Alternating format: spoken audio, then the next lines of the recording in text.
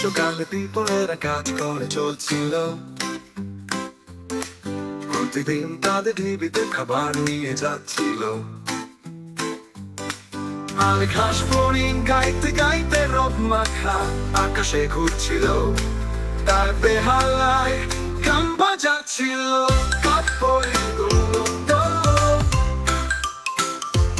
আমি গাইবো রোদের মাঝে সময় কাটাবো, আর চাঁদের আলোয় নাচবো খেলবো।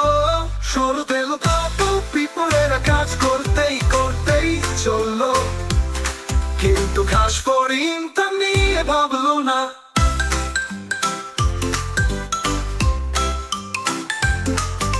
পিঁপড়েরা বললো, কেন তুমি শীতের জন্য খাবার জমাচ্ছ না? ঠান্ডা পড়লে তোমার কোনো খাবার থাকবে না।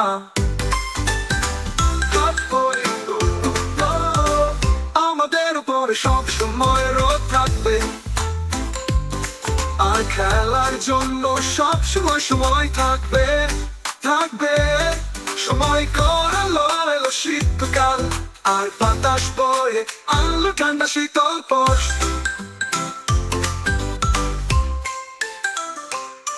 তুষার পড়লো আর কোন রোদ রইল না।